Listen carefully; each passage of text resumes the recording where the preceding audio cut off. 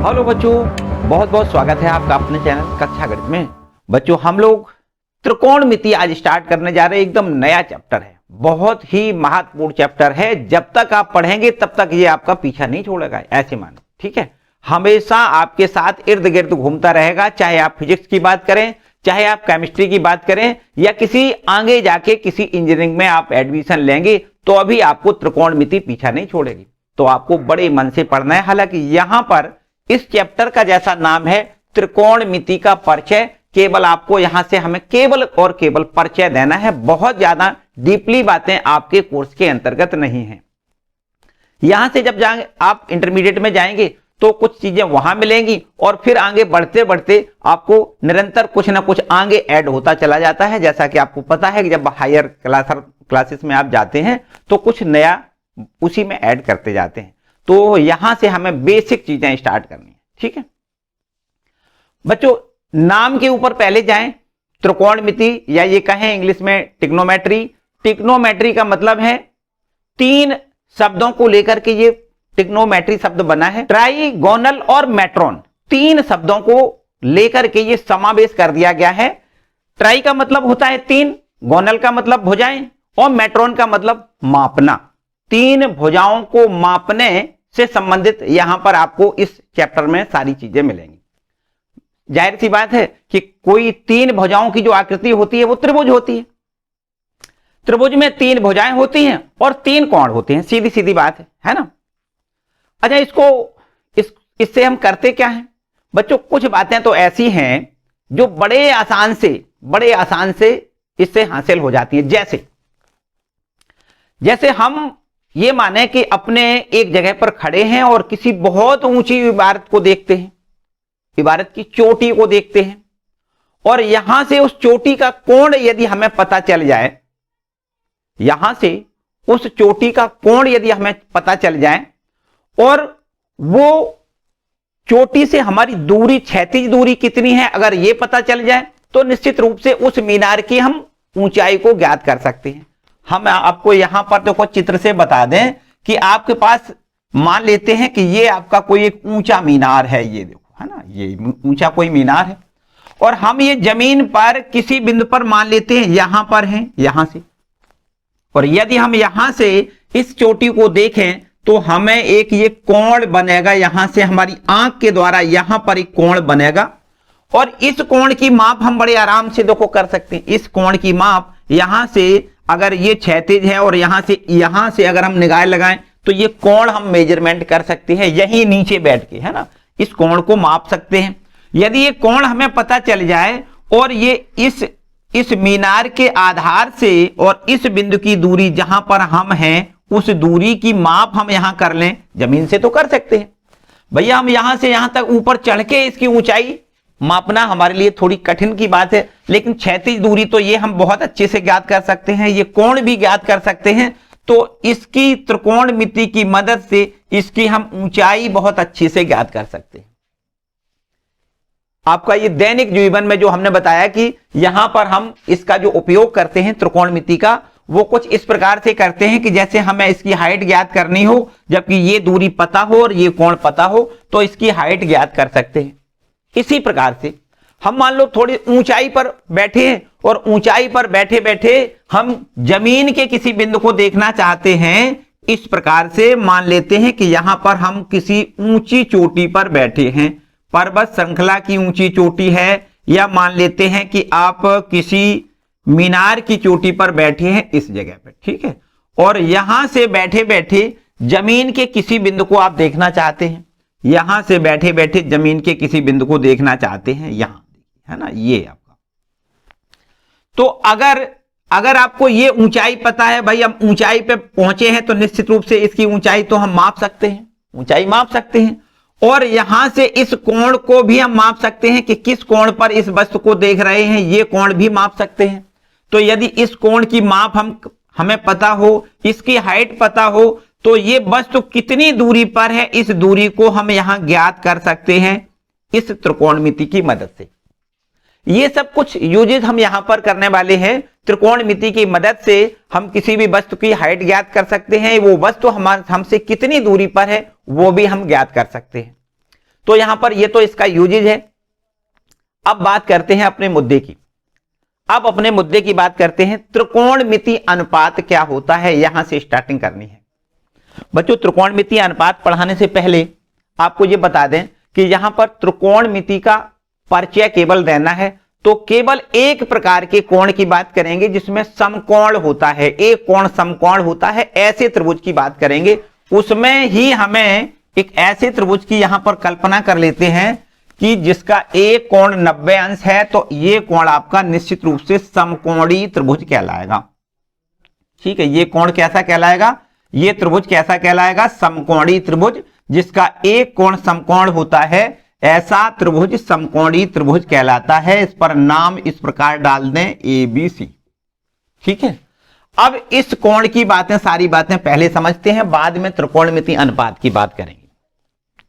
बच्चों आपको यह पता है कि ये कोण न्यून कोण है या नहीं, बिल्कुल एकदम असली बात है कि ये कोण न्यून कोण है।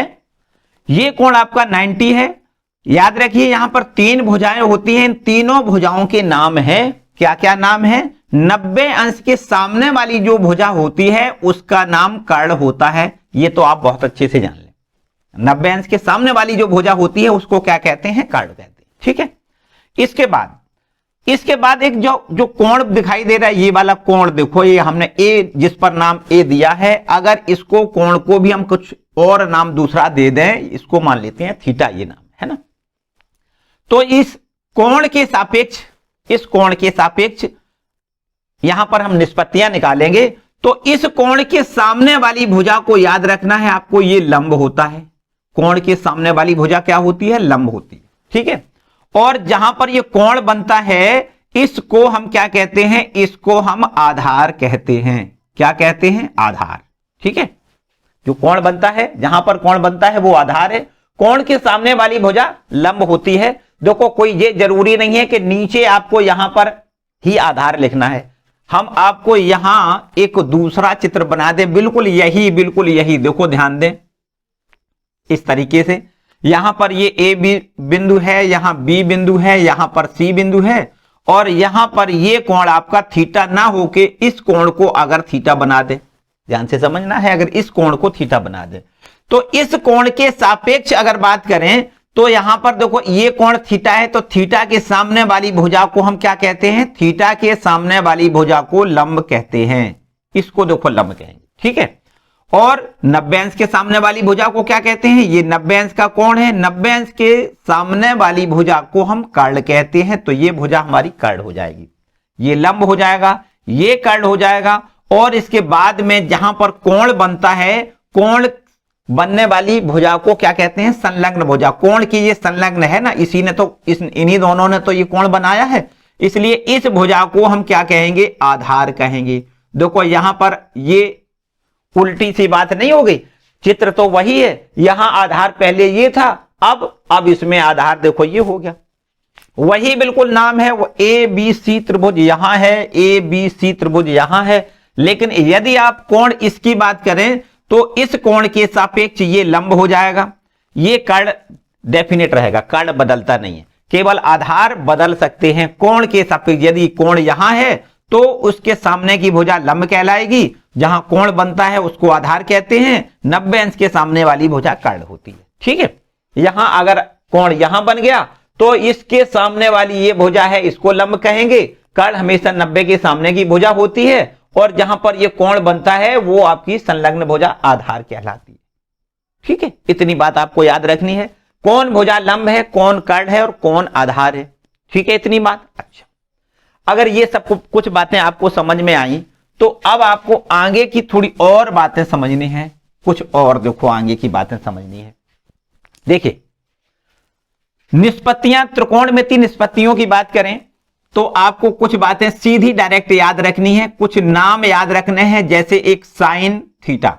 यहां पर अगर हमने कोण ये थीटा दिया है तो इसको थीटा लिख दें, अगर इसको अल्फा दें तो इसको अल्फा लिख दें, इसको बीटा लिखें तो यहां भी बीटा लिख दें। ठीक है, और बाय द वे कुछ नहीं लिखा है तो इसको ए लिखना है, यहां कोण ए भी लिखा जा सकता है, साइन ए ऐसे लिख सकते हैं। ठीक है, या यहां पर हमने स्पेशली थीटा नाम दिया है तो अब यहां पर इसको थीटा लिख दें। साइन थीटा एक दूसरी निष्पत्ति होती है कॉस थीटा, तीसरी निष्पत्ति होती है टेन थीटा, चौथी निष्पत्ति कॉट थीटा। देखो बिल्कुल एकदम सीक्वेंस में आप याद रखिए तो याद करने में बहुत मदद सहूलियत मिलेगी। तो ये कोसेक सेक थीटा और छठवीं निष्पत्ति कोसेक थीटा होती है। Sine theta, cos theta, tan theta, cot theta, sec theta और कोसेक थीटा। साइन जो होता है, साइन उसको आपको इस प्रकार से याद रखना है, लंब, क्या याद रखना है, लंब बटे कर्ण याद रखना है, लंब बटे कर्ण।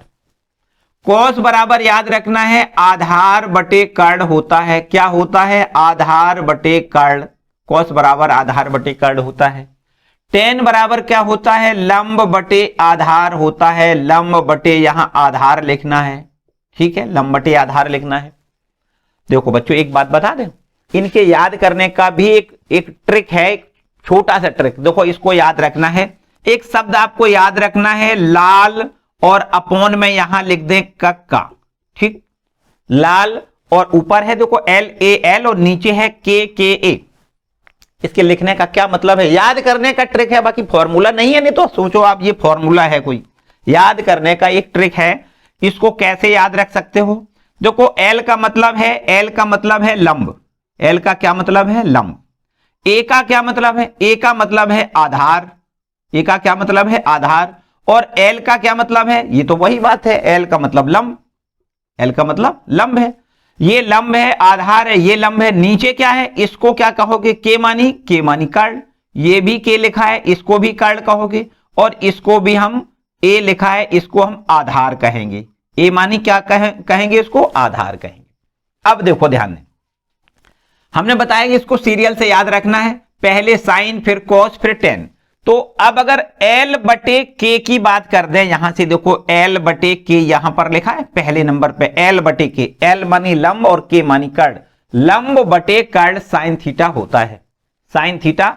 इसको क्या मानोगे, ये आपका क्या है, साइन थीटा है। देखो ध्यान दें, पहले नंबर पर ये आपका जो लिखा है इसको हम लिखेंगे साइन थीटा, ठीक है।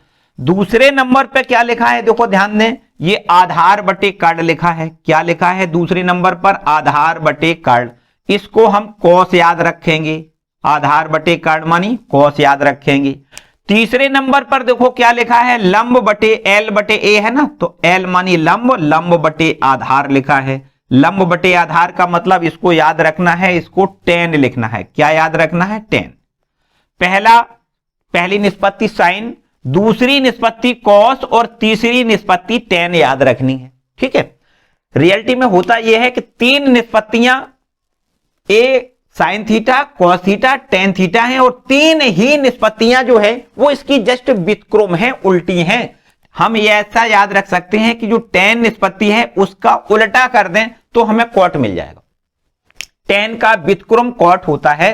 तो अगर व्युत्क्रम की बात करें तो यहां से देखो ये कॉट लिखा है, इसका देखो टेन का उल्टा कर दें, ये आधार ऊपर कर दें, आधार ऊपर कर दें, और लंब नीचे कर लें, लंब नीचे, तो आधार बटे लंब कॉट हो जाएगा। और बिल्कुल ठीक सेक कॉस का व्युत्क्रम होता है। तो अगर ये इसको पलट दें, कर्ण ऊपर कर दें, देखो ध्यान दें, कर्ण ऊपर कर दें, कर्ण और बटे में आधार नीचे ले आ दें, आधार ये बटे में लिख दें, तो इस तरीके से कॉस का व्युत्क्रम करने से हमें देखो सेक मिल जाएगा। और बिल्कुल ठीक इसी प्रकार कोसेक अगर हमें ले आना है तो अब हमें साइन का व्युत्क्रम करना पड़ता है, साइन का व्युत्क्रम कोसेक होता है। तो इसलिए कर्ण देखो यहां ऊपर कर दें और अपोन में यहां लंब लिख दें, इस प्रकार, ठीक है, इस प्रकार से। अगर इसकी बात करें तो यहां से बिल्कुल देखो टेन का व्युत्क्रम, अभी हमने आपको बताया टेन का व्युत्क्रम कॉट होता है, तो उसको घुमा के इस तरीके से ले आए कि इसको यहां से देखो कॉट पढ़ेंगे, कॉट थीटा बराबर आधार बटे लंब, उल्टा पढ़ लें बस। पहले हमने ऊपर से नीचे पढ़ा, अब नीचे से ऊपर पढ़ना है। कॉट बराबर क्या हो जाएगा, आधार बटे लंब हो जाएगा। अच्छा अब यहां पर देखो इसको सेक लिख लें, सेक थीटा क्या होगा, सेक होगा कर्ण बटे आधार। और इसी प्रकार यहां देखो कोसेक इसको लिखना है, कोसेक थीटा। कोसेक काहे का व्युत्क्रम है, देखो साइन का व्युत्क्रम है, इसको पढ़ना है कर्ण बटे लंब पढ़ना है, क्या पढ़ना है, कर्ण बटे लंब, ठीक है, कर्ण बटे लंब कोसेक होता है। तो इनको याद करने का तरीका इस प्रकार से है कि लाल और बटे में कका लिख ले, और इसके बाद पहला अनुपात साइन हो जाएगा, दूसरा अनुपात कॉस हो जाएगा, तीसरा अनुपात टेन हो जाएगा।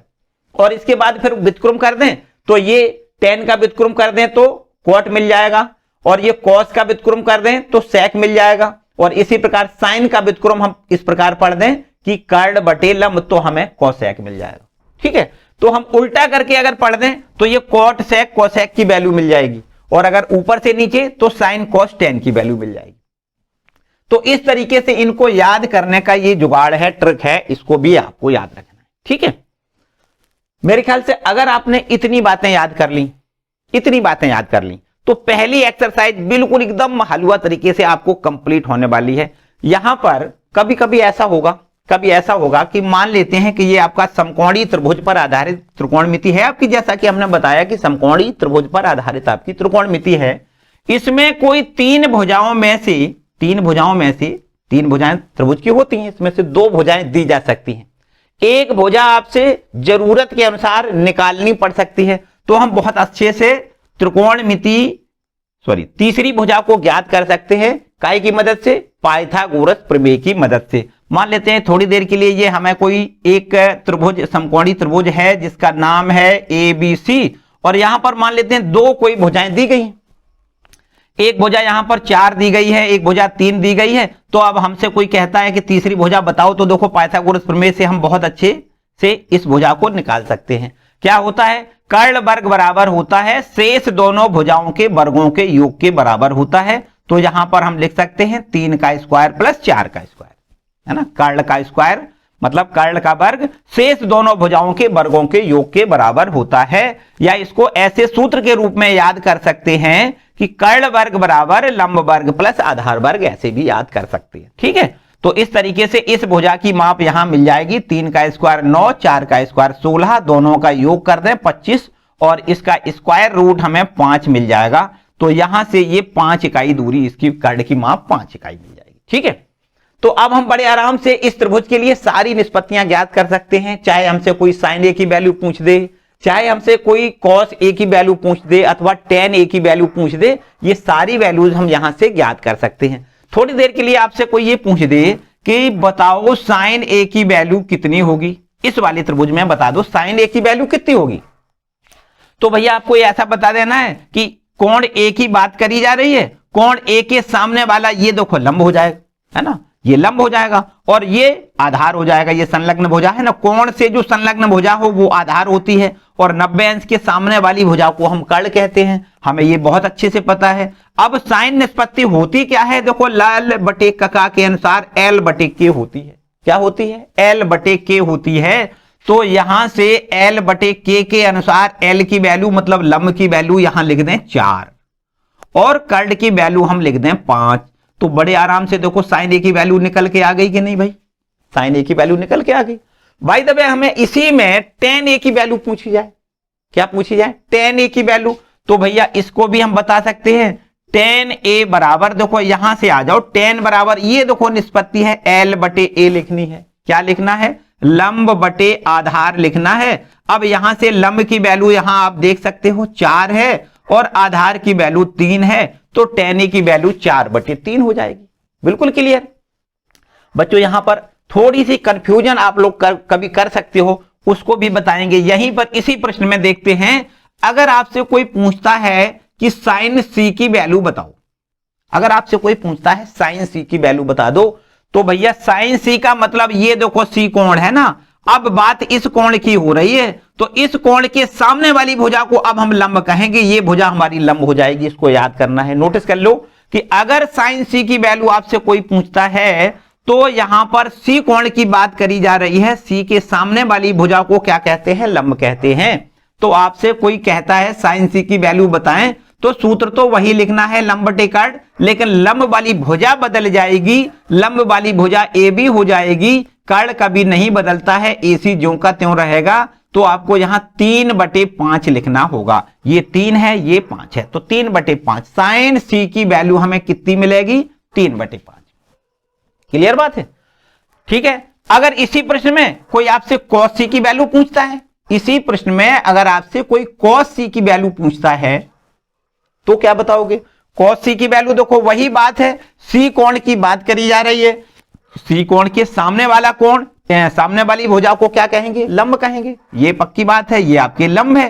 तो लंब वाली भुजा ये है, तो निश्चित रूप से अब आधार संलग्न भुजा है। कोण के संलग्न जो भुजा है उसको आधार कहेंगे। आधार बटे कर्ण, कॉस बराबर क्या फॉर्मूला होता है? आधार बटे कर्ण। यहां से आधार वाली भुजा ये है 4 और कर्ण वाली भुजा कितनी है? 5। तो आपको यहां कॉस सी की वैल्यू 4/5 मिलेगी।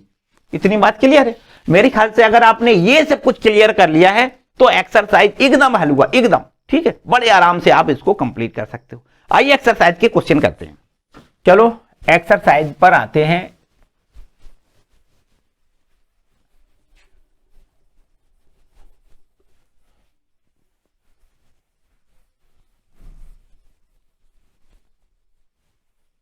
देखिए एक्सरसाइज 8.1 का पहला क्वेश्चन है। इसमें लिखा है एक कोई त्रिभुज ABC है जिसका B कोण समकोण है। AB 24 सेंटीमीटर है, BC 7 सेंटीमीटर है और यहां से हमसे साइन A और कॉस A की वैल्यू पूछी गई है तथा साइन C और कॉस C की वैल्यू पूछी गई है। यहां पर ये एक्सरसाइज 8.1 का पहला क्वेश्चन है, ठीक है। यहां पर लिखा है एक समकोणी त्रिभुज बनाना है। देखो समकोणी त्रिभुज में बी कोण समकोण बनाना है। यहां से एक हमें समकोणी त्रिभुज बनाना है, बी कोण समकोण बनाना है। अब ए और सी यहां कहीं भी लिखा जा सकता है। यहां ए लिख दें या यहां ए लिख दें। एक जगह ए लिखना है, एक जगह सी लिखना है, लेकिन बी कोण समकोण बनाना अनिवार्य है प्रश्न के अनुसार, ठीक है। इसमें देखो ए बी भुजा हमें 24 दी गई है। ए बी भुजा कहां है? देखो ये भुजा 24 दी गई है, तो इस पर हम 24 सेंटीमीटर लिख लें। और बी सी भुजा 7 दी गई है। वैसे चित्र के अनुसार तो बहुत भद्दा लग रहा है ना। ये 24 है, बड़ी भुजा होगी, ये छोटी भुजा होगी, लेकिन यहां हमें मेजरमेंट नहीं करना है, नापना नहीं है। केवल और केवल यहां प्रदर्शित करना है कि ये भुजा ए बी 24 है और बी सी भुजा 7 दी गई है, ठीक है। अब यहां पर एक तीसरी भुजा हमें नहीं दी गई है, तो यहां से तीसरी भुजा हम पाइथागोरस प्रमेय के अनुसार ज्ञात कर लें। यहां पर दो चीजें दी गई हैं। पहली ए बी भुजा 24 सेंटीमीटर दी गई है और ये आपकी जो बी सी भुजा है वो 7 सेंटीमीटर दी गई है। अब इसमें से ये आपकी ए सी भुजा ज्ञात की जा सकती है पाइथागोरस प्रमेय से।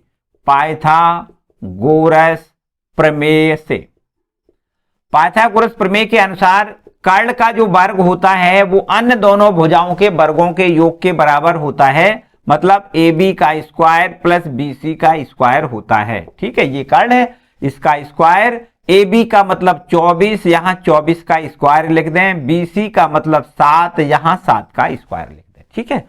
तो यहां 24 का स्क्वायर कितना होगा? 576। 24 का स्क्वायर कितना? 576 प्लस 7 का स्क्वायर यहां पर 49 लिखना है। दोनों जोड़ दें, 9 और 6 15, हासिल में 1, 7 4 11 1 12 और ये 625 हो जाएगा। बस इसका वर्गमूल सी ए बराबर यहां से हमें 25 सेंटीमीटर मिल जाएगा, ठीक है। ये देखो जो कर्ण की माप है हमने ज्ञात कर ली 25 सेंटीमीटर। अब बस केवल और केवल यहां पर जो भी चीजें पूछी गई हैं उनको यहां से अच्छे से समझना है। हमसे पूछा गया है, पहले नंबर पे दो चीजें पूछी हैं। हमसे कहा है साइन ए का मान बताओ और यहां पर साइन ए कॉस ए, दोनों चीजें हमसे पूछी गई हैं। पहले साइन ए की बात कर लो। साइन बराबर अभी हमने आपको फॉर्मूला बताया, लंब बटे कर्ण होता है। क्या होता है? लंब बटे कर्ण। तो लंब वाली भुजा यहां से आप देख सकते हो बीसी है और कर्ण वाली भुजा कितनी है? देखो ध्यान दें, लंब बटे कर्ण, कर्ण वाली भुजा कितनी है? सी ए है, ठीक है, सी ए है। तो अब आपको क्या लिखना है? लंब पर 7 है और कर्ण पर ये 25 है, इसलिए साइन ए की वैल्यू हमने ज्ञात कर ली 7/25, ठीक है। अब यहां से हमें कॉस ए की वैल्यू ज्ञात करनी है। तो कॉस बराबर होता है आधार बटे कर्ण। क्या होता है? आधार बटे कर्ण होता है। आधार बता दो इसमें कितना है। हमने आपको बताया आधार का मतलब ये संलग्न भुजा जो है वो आधार कहलाती है। आधार इसमें कितना है? A B.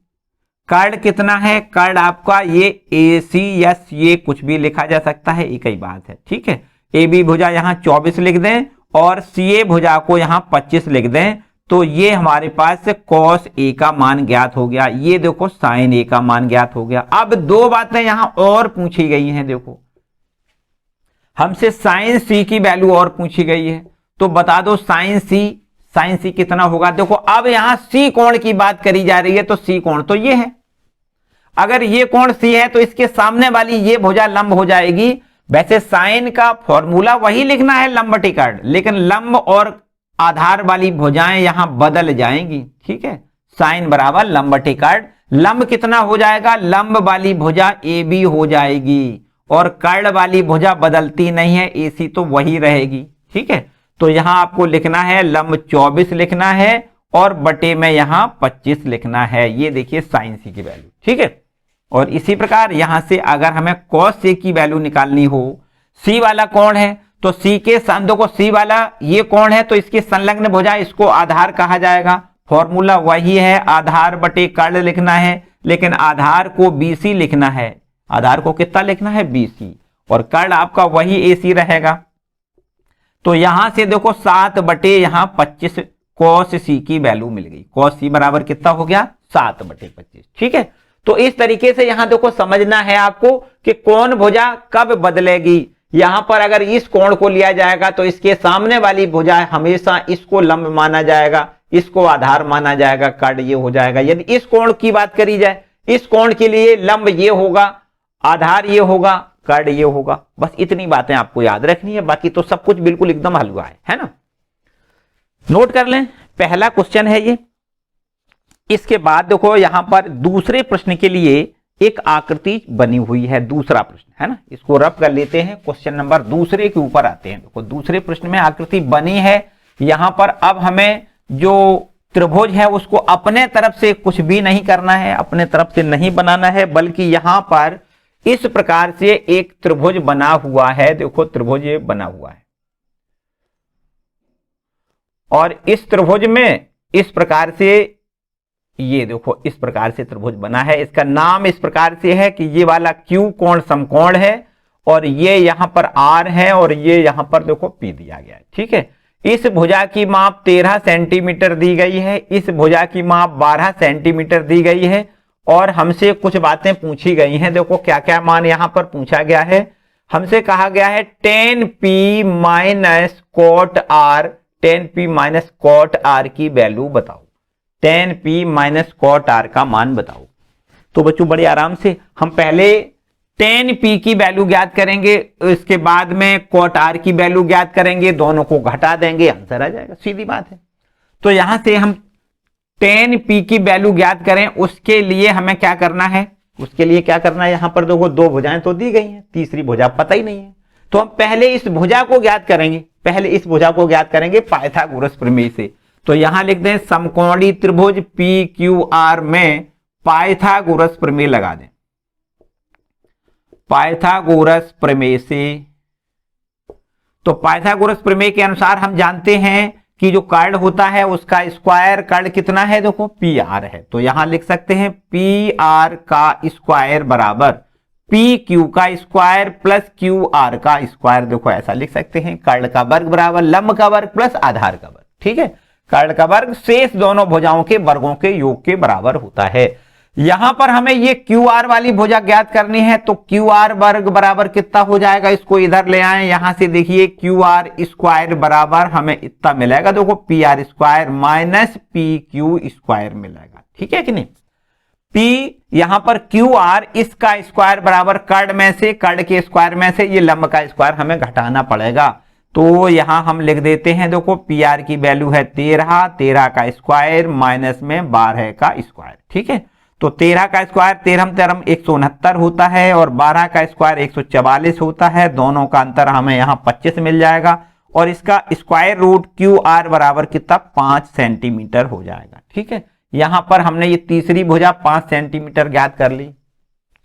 अब यहां से हमें देखो किस काय की जरूरत है, हमें tan P की जरूरत है। काय की जरूरत है, tan P की। बता दो tan P में देखो P वाला कोण है, इसका मतलब निश्चित रूप से ये वाली भुजा आपकी लंब हो जाएगी। कोण के सामने वाली भुजा लंब होती है, tan बराबर लंब बटे आधार फॉर्मूला होता है, लेकिन लंब आपको ये रखना है QR और आधार वाली भुजा ये वाली हो जाएगी जो कोण के संलग्न है PQ, वो वाली भुजा उसकी आधार भुजा हो जाएगी। ठीक है, PQ। तो आपको यहां से देखो 5 और बटे में 12 लिखना है, ये 5 है बटे में 12। ठीक है, यहां से हमने tan P की वैल्यू ज्ञात कर ली। अब हमें काय की वैल्यू ज्ञात करनी है, cot R की वैल्यू ज्ञात करनी है, फिर दोनों को घटा देना है। cot R बराबर देखो अगर R कोण लिया जाएगा तो R के सामने वाली भुजा ये है, देखो सूत्र तो वही है, cot बराबर cot काय का व्युत्क्रम। हमने देखो ध्यान दें, एक बात फिर से ध्यान दिला दें आपको कि हमें पता है कि साइन थीटा का जो मान होता है वो लंब बटे कर्ण होता है, कॉस थीटा का जो मान होता है वो आधार बटे कर्ण होता है। लेकिन जब tan की वैल्यू हम ज्ञात करते हैं तो उसके लिए क्या करते हैं, साइन में कॉस का भाग कर देते हैं, साइन में कॉस का भाग कर दें। यदि यहां पर देखो ध्यान दें साइन थीटा बटे कॉस थीटा लिख दिया जाए तो साइन थीटा का मान L बटे K है और कॉस थीटा का मान A बटे K है। तो यहां से K से K आप कैंसिल कर सकते हो, L बटे A आपको देखो यहां से tan थीटा का मान L बटे A मिल रहा है। ठीक है, और tan के बाद अगर cot की बात करें तो cot tan का व्युत्क्रम होता है, cot थीटा बराबर 1 बटे tan थीटा होता है, ऐसा भी आपको याद रखना है ना। तो cot का ये जो मान है उसको ज्ञात करने के लिए tan वाले मान को उल्टा कर दें, बस इतनी बात है। देखो आधार बटे लंब हो जाएगा, कितना हो जाएगा, आधार ऊपर पहुंच जाएगा, आधार बटे लंब। तो इसको आपको याद रखना है, ये आपका है आधार बटे लंब। ठीक है, आधार बटे लंब। तो बता दो इसमें आधार भुजा कौन सी है, देखो ध्यान दें जो संलग्न भुजा है, चूंकि कोण R है, कोण R के जो संलग्न है वो कौन सी भुजा है, QR, आधार भुजा है QR, और बटे में जो उसका लंब है वो है PQ। ठीक है, तो इस तरीके से हम लिख सकते हैं 5 बटे 12। ठीक है, इतनी बात ठीक है।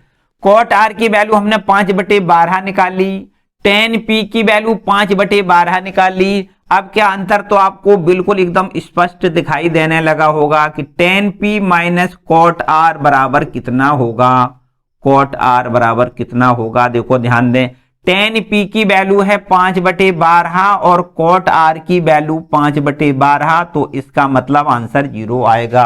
5 बटे 12 माइनस 5 बटे 12 0 आएगा कि नहीं। तो इस तरीके से देखो ध्यान दें, हमने cot P की पहले वैल्यू निकाली, फिर cot R की वैल्यू निकाली, दोनों वैल्यू बराबर निकली, दोनों को घटाया, आंसर 0 आ गया। ठीक, तो यहां से देखो हमें प्रश्न में ये दो भुजाएं प्रश्न में पहले दी गई थी, ये दोनों भुजाएं दी गई थी, हमने पाइथागोरस की मदद से इस तीसरी भुजा को ज्ञात किया और फिर इसके बाद में tan P की वैल्यू ज्ञात करी, cot R की वैल्यू ज्ञात करी और फिर इसके बाद इन दोनों मानों को हमने घटाया। ठीक है, ये हो गया क्वेश्चन नंबर आपका दूसरा। कौन सा है ये प्रश्न, दूसरा नंबर का प्रश्न है आपका। ठीक है, इसको नोट कर लें। इसके बाद देखो आगे आते हैं क्वेश्चन नंबर 3 पर। ठीक है, देखिए क्वेश्चन नंबर 3 कर लें इसको। अब तीसरा प्रश्न देखो,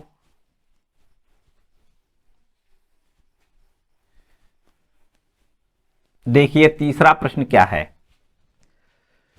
ये आपके पास तीसरा प्रश्न है, इसमें लिखा है यदि साइन A बराबर 3 बटे 4 हो तो cos A और tan A का मान परिकलित करिए। देखो कितना आसान प्रश्न है, तीसरा नंबर का देखो प्रश्न। इसमें लिखा है यदि साइन A बराबर, क्या लिखा है, यदि साइन A बराबर दिया गया है, साइन A बराबर 3 बटे में 4। ठीक है, साइन A बराबर 3 बटे 4 दिया गया है और हमसे cos A की वैल्यू पूछी गई है और tan A की वैल्यू हमसे पूछी गई है। यहां ये सवाल है, कितना आसान प्रश्न है।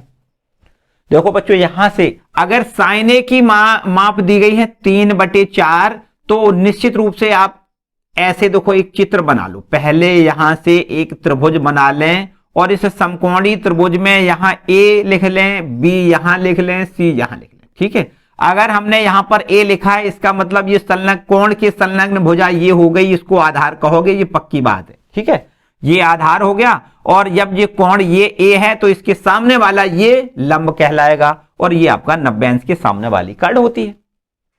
तो इस तरीके से देखो साइन A बराबर हमें 3 बटे 4 दिया गया है। साइन A बराबर कितना है, 3 बटे 4।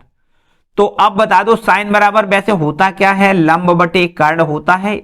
ये तो आपको पता है कि लंब वाली भुजा यहां 3, लंब वाली भुजा यहां 3 लिखी जा सकती है, कर्ण वाली भुजा को यहां 4 लिखा जा सकता है। ठीक है, तो अब ये आधार वाली भुजा यहां ज्ञात की जा सकती है पाइथागोरस प्रमेय से। हकीकत में तो ये है कि लंब 3 नहीं है, 3 के कुछ इर्द गिर्द है। मतलब 3 में अगर आपसे ये कहें कि लंबाई जो है वो 3k है, या ये कहें कि लंबाई आपकी 3x है और उसका जो कर्ण है मतलब k है वो आपका 4x है, ऐसा भी कह सकते हो आप, है ना। ये लंबाई जो है वो 3x है और जो इसका कर्ण है वो कितना है, लंब है 3x और कर्ण है वो 4x, इसको ऐसे भी लिखा जा सकता है। और बाय द वे इसको सीधा लिख दें तो भी कोई समस्या वाली बात नहीं, क्योंकि x के पदों में ये वैल्यू निकलेगी, है ना। अगर x मानोगे तो x के पदों में ये वैल्यू निकल आएगी, उसमें कोई समस्या वाली बात नहीं है ना। तो सीधा इसको कर्ण को हम 4 लिखेंगे और इसको लंब को हम 3 लिखेंगे, तो अब ये वाली भुजा हम पाइथागोरस प्रमेय से ज्ञात कर सकते हैं। ठीक है, पाइथागोरस प्रमेय से, पाइथागोरस प्रमेय से यहां देखो ये आधार वाली भुजा है, इसको ज्ञात करना है। ए बी का स्क्वायर कितना हो जाएगा, कर्ण के स्क्वायर में से इसके ये आपका जो बीसी का स्क्वायर है उसको घटाना पड़ेगा, मतलब सी ए का स्क्वायर माइनस बीसी का स्क्वायर, यूं ऐसे लिख दें, हमने पक्षांतर करके लिख लिया। ठीक है, तो यहां से ये वैल्यू है 4, यहां लिख दें 4 का स्क्वायर माइनस ये वैल्यू है 3, यहां लिख दें 3 का स्क्वायर, 4 का स्क्वायर 16 माइनस 3 का स्क्वायर, यहां 9 लिख दें, 16 में से 9 घटाएं तो 7 बचेगा। अब इसका स्क्वायर रूट ए बी बराबर √7, यहां पर लिख दें √7 इसकी वैल्यू आएगी। ठीक है कि नहीं। अब जब हमने तीनों भुजाएं ज्ञात कर ली तो अब बड़े आराम से हम cos a की वैल्यू ज्ञात कर सकते हैं। तो cos a बराबर होता क्या है, cos a बराबर आधार बटे कर्ण होता है। cos a बराबर क्या होता है, आधार बटे कर्ण। देखो अगर आप थोड़ा सा भी कभी कंफ्यूज हुआ करें तो आप तुरंत इसको लिख लिया करो, कोई समस्या वाली बात नहीं है। LAL और अपॉन में KKA ऐसा लिख लिया करो तुरंत। अब ये देखो साइन होता है और ये आपका कॉस होता है, कॉस का मतलब आधार बटे कर्ण, देखो आधार बटे कर्ण आप लिख सकते हो, कोई समस्या वाली बात नहीं, तुरंत हाल चेक कर लिया करो, कोई समस्या नहीं। ठीक है, कॉस ए बराबर आधार बटे कर्ण, तो यहां से आप देख सकते हो आधार वाली भुजा ए बी है और कर्ण वाली भुजा सी ए है या ए सी है। ठीक है, तो यहां √7/4 लिखा जा सकता है कॉस ए का मान। और इसी प्रकार आप बता दो tan ए का मान कितना होगा, tan बराबर वही सूत्र देखो LAL अपॉन में KKA, आपको इस प्रकार से याद रखना है। देखो साइन लंब बटे कर्ण, ये आधार बटे कर्ण, और ये देखो आपका tan है ना, tan बराबर लंब बटे आधार, आपको याद रखना है लंब बटे आधार। अब लंब वाली भुजा बता दो कौन सी है, BC है, और आधार वाली भुजा AB है, तो यहां से हमें 3/√7 मिल जाएगा। ठीक है, 3/√7, ये आपका tan A है। ठीक है, तो इस प्रकार से दो बातें इसमें पूछी गई थी, cos A का मान बताओ और tan A का मान बताओ। ठीक है, cos A का मान आपको यहां से √7/4, जबकि tan A का मान 3/√7 हमें यहां मिल रहा है। ठीक है, तो चलो इसको भी नोट कर लें। चलो और आगे बढ़ते हैं क्वेश्चन नंबर 4 की तरफ। क्वेश्चन नंबर 4 देखो क्या है, देखिए चौथा प्रश्न क्या है। यह कहता है कि यदि 15 cot A बराबर 8 हो तो sin A और sec A का मान बताओ कितना होगा। यह है आपके पास क्वेश्चन नंबर 4। यहां पर हमें दिया गया है कि यदि 15 cot A क्या है, 15 × cot A बराबर में दिया गया है 8, और आपसे कहा गया है sin A और sec A का मान बताओ। ठीक है, sin A का मान पूछा गया है, sin A बराबर बताओ और sec A बराबर बताओ, ऐसा प्रश्न आपसे कहता है। ठीक है, sin A और sec A का मान बताओ, और 15 cot A बराबर 8 दिया गया है, 15 cot A बराबर 8। ठीक है, तो यहां से देखो इसकी मदद से जो हमें यहां पर 15 cot A बराबर 8 दिया गया है, इसकी मदद से cot A का मान 8/15 आएगा, बिल्कुल एकदम एग्जैक्ट है, इसमें तो कोई दिक्कत वाली बात नहीं। अगर यहां से 15 हटाएंगे तो 15 का भाग हो जाएगा, है ना। cot A बराबर 8/15। अब बता दो यहां से, अगर यहां से हम एक त्रिभुज बनाएं और इस त्रिभुज का नाम ए बी सी दें, तो ये देखो हमने यहां पर एक कोण बनाया, इसका मतलब संलग्न कोण के संलग्न भुजा ये है, इसको हम क्या कहेंगे, आधार कहेंगे, इसको आधार कहेंगे। और कोण के सामने वाली भुजा ये लंब है, इसको हम लंब कहेंगे, ठीक है। और ये आपका कर्ण हो जाएगा। तो कोट बराबर होता क्या है, कोट बराबर होता है आधार बटे लंब। क्या होता है, आधार बटे लंब होता है ना। कोट काय का व्युत्क्रम होता है, टेन का व्युत्क्रम होता है, टेन बराबर होता है लंब बटे आधार। तो यहां पर आधार बटे लंब लिखना है। आधार है देखो कितना 8, तो यहां पर आधार वाली ये भुजा है, इसको 8 लिखना है। लंब वाली भुजा ये है, इसको हमें 15 लिखना है। अब पाइथागोरस प्रमेय के अनुसार इस भुजा की माप ज्ञात करी जा सकती है। यहां पर पाइथागोरस प्रमेय से, पाइथागोरस प्रमेय से तो आप लिख सकते हो कर्ण कितना है CA, तो इसका स्क्वायर बराबर लंब कितना है, ये 15 लिख दें, इसका स्क्वायर। आधार वाली भुजा है 8, तो यहां लिख दें 8 का स्क्वायर, ठीक है। तो यहां देखिए CA का स्क्वायर बराबर 15 का स्क्वायर 225 लिखना है, 8 का स्क्वायर 64 लिखना है। दोनों को जोड़ दें तो 5 4 9, 6 और 2 8, 289, और इसका हम स्क्वायर रूट लेंगे तो 17 मिल जाएगा। कितना मिलेगा, देखो यहां से 17, ठीक है। तो अब बच्चों यहां से हमें साइन ए की वैल्यू बहुत आसान से मिल सकती है। साइन बराबर होता क्या है, लंब बटे कर्ण होता है। लंब की वैल्यू बता दो कितनी है, लंब की वैल्यू देखो, लंब वाली भुजा BC है, कर्ण वाली भुजा AC है या CA है, कुछ भी ये लिख सकते हैं। तो BC को 15 लिखेंगे और इसको हमने 17 निकाला है, तो 15 बटे 17 देखो साइन ए की वैल्यू ये आ गई, ठीक है बात कि नहीं, साइन ए की वैल्यू। अच्छा सेक ए की वैल्यू कैसे ज्ञात करोगी, सेक बराबर होता क्या है, कोस का व्युत्क्रम होता है। कोस बराबर होता है आधार बटे कर्ण, तो इसको लिखना है कर्ण बटे आधार लिखना है। उल्टा देखो याद रखिए, कौन किसका व्युत्क्रम है उसको याद रखना पड़ेगा। कोस का व्युत्क्रम सेक होता है, तो सेक ए का मान ज्ञात करने के लिए कोस ए के मान को व्युत्क्रम कर दें। कोस ए का मान होता है आधार बटे कर्ण, और इसका व्युत्क्रम करोगे तो सेक ए का मान हो जाएगा कर्ण बटे आधार, ठीक है बात। तो भैया बता दो कर्ण की वैल्यू है कितनी, आपको लिखनी है AC है, और आधार की वैल्यू कितनी है, आपको AB लिखनी है। तो यहां से देखिए 17 बटे 8 आपको ये सेक ए की वैल्यू मिल जाएगी। सेक ए बराबर कितना लिखना है, 17 बटे 8। इतनी बात ठीक है। तो बस 2 ही बातें इसमें पूछी गई थी, इसको भी नोट कर लें। क्वेश्चन नंबर है आपका ये चौथा, और अब हम लोग पहुंचते हैं क्वेश्चन नंबर 15 के ऊपर, ठीक है। चलो क्वेश्चन नंबर 15 देखो।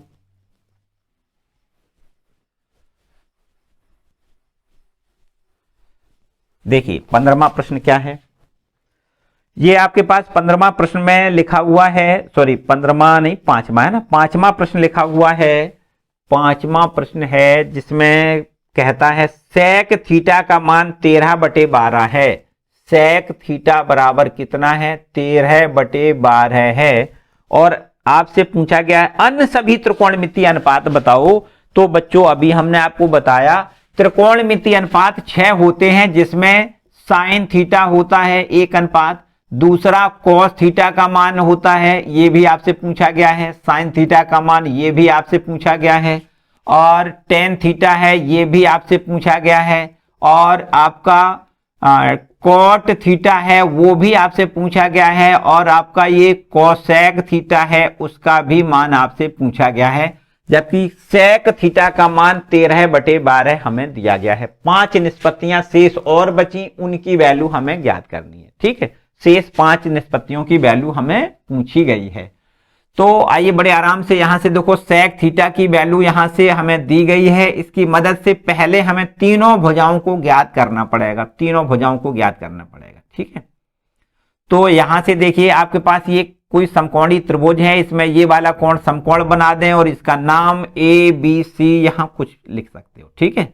इसमें कोई प्रतिबंध नहीं है, कहां A लिखना है कहां B लिखना है, कोई प्रतिबंध नहीं, ठीक है। ABC आपका कोई त्रिभुज बना दिया। बाय द वे आप PQR भी नंबर डाल सकते हो, कोई समस्या नहीं। लेकिन ये जरूरी है कि आपको थीटा कोण दर्शाना है। यदि थीटा कोण आप यहां दर्शाते हैं तो इस भुजा को कोण के संलग्न भुजा है, इसलिए इस वाली भुजा को हम आधार कहेंगे, और कोण के सामने वाली भुजा को यहां पर इस भुजा को क्या कहेंगे, लंब कहेंगे, और ये आपका कर्ण है। सेक काय का व्युत्क्रम होता है, जैसा कि आपको पता है कि सेक कॉस का व्युत्क्रम होता है।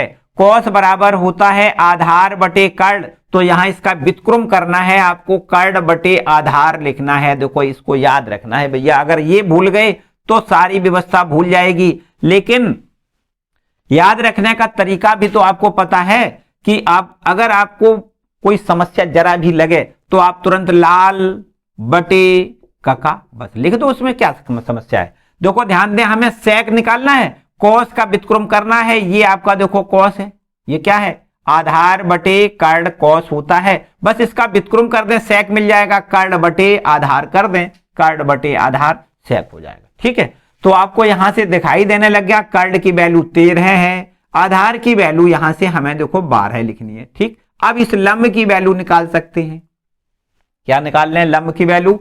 पाइथागोरस प्रमेय से इस BC की वैल्यू यहां हमें ज्ञात करनी है, तो यहां लिखेंगे पाइथागोरस प्रमेय से। देखो ये लंब वाली भुजा है ना, BC भुजा, इसकी वैल्यू ज्ञात करनी है, तो कर्ण के वर्ग में से आधार का वर्ग घटा दें, सीधा पक्षांतर करके हम ऐसा लिख दें कि BC का स्क्वायर बराबर हो जाएगा CA का स्क्वायर माइनस AB का स्क्वायर। ठीक है, तो कर्ण है आपका 13, 13 का वर्ग माइनस 12 का वर्ग, 13 का स्क्वायर 169 लिखना है, माइनस 12 का स्क्वायर 144 लिखना है, दोनों को घटा के यहां 25 मिल जाएगा, और बस इसका स्क्वायर रूट यहां 5 लिखना है। ठीक है, 5 इकाई ये आपकी माप हो गई 5। ठीक है, अब बता दो यहां से जो शेष निष्पत्तियां बची हैं उनकी वैल्यू ज्ञात करने में क्या कोई समस्या लग रही है आपको? बिल्कुल नहीं। जब तीनों हमें भुजाएं पता हैं तो साइन थीटा बराबर लंब बटे कर्ण होता है, और यहां से आप लंब की वैल्यू 5 और कर्ण की वैल्यू 13 हमें दिखाई दे रही है, तो साइन थीटा का मान देखो 5 बटे 13 हो गया। अब बता दो कॉस थीटा का मान कितना होगा, तो कॉस बराबर होता है आधार बटे कर्ण, और आधार वाली भुजा है 12 और कर्ण वाली भुजा है 13, तो 12 बटे 13 आपको लिखना है। अच्छा, इसके बाद है टेन थीटा, और टेन बराबर होता क्या है, ऐसा भी आपको याद रखना जरूरी है कि अगर साइन और कॉस की वैल्यू हमें पता चल जाए तो टेन की वैल्यू ज्ञात करने के लिए साइन की वैल्यू में कॉस की वैल्यू का भाग कर दें।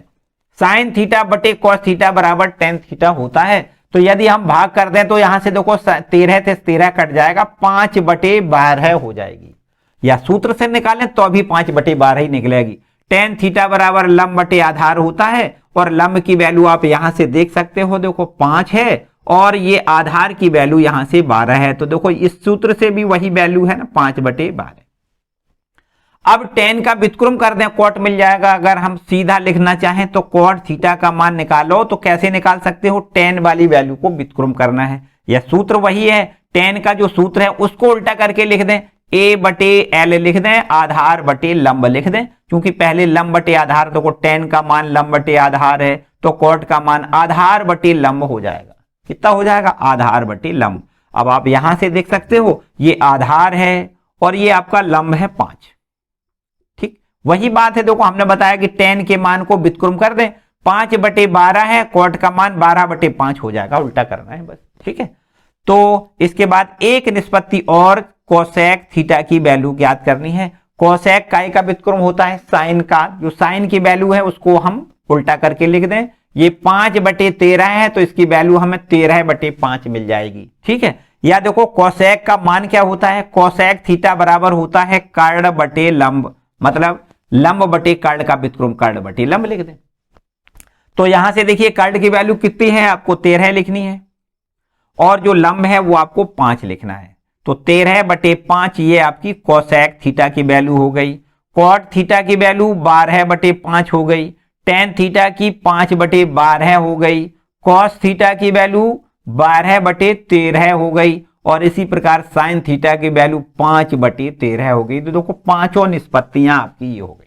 ठीक है, क्वेश्चन नंबर 5वां नोट कर लें। आगे आए क्वेश्चन नंबर 6 पर। तो क्वेश्चन नंबर 6 पर आते हैं। देखो क्वेश्चन नंबर 6 क्या कहता है,